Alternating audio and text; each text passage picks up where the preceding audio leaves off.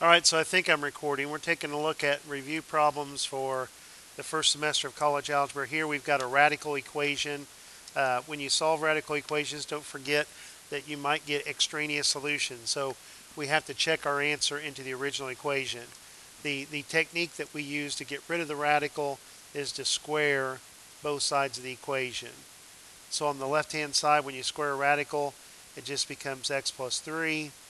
Remember that when you square a binomial, it's x plus 1 times x plus 1. Exponents do not distribute.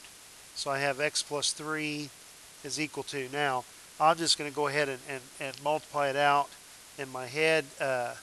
You could use a table. You can FOIL. I've got x squared plus 1x plus another 1x is plus 2x plus 1. So this is a quadratic equation. Quadratic equation will have at most two solutions. I want to get one side equal to 0 to get it in standard form. So I need to subtract 1x from both sides. 2x's take away 1x is just going to leave me with 1x. I need to subtract 3 from both sides, and 1 minus 3 is a negative 2. So I can factor this to x plus 2 times x minus 1. That gives me two possible solutions. I say possible because I haven't checked them yet.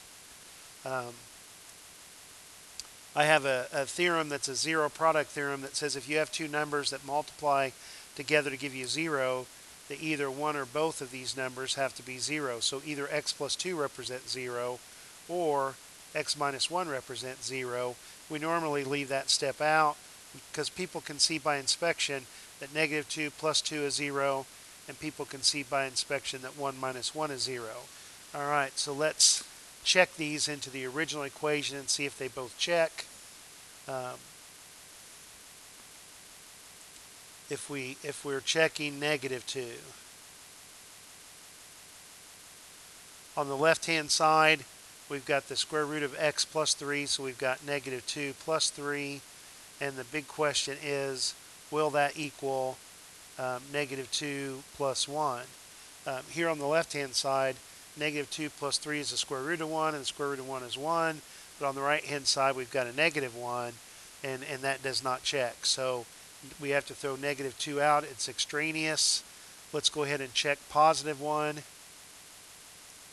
What happens if we plug in positive 1 into this equation? On the left-hand side, we have x plus 3, so now we have 1 plus 3 because we're checking x equals 1. The question is will that equal 1 plus 1? So on the left-hand side, I have 1 plus 3 is 4, and the square root of 4 is 2. And on the right-hand side, 1 plus 1 is 2. Hey, that checks. So my solution to this equation is just x equals 1. Hope that helps.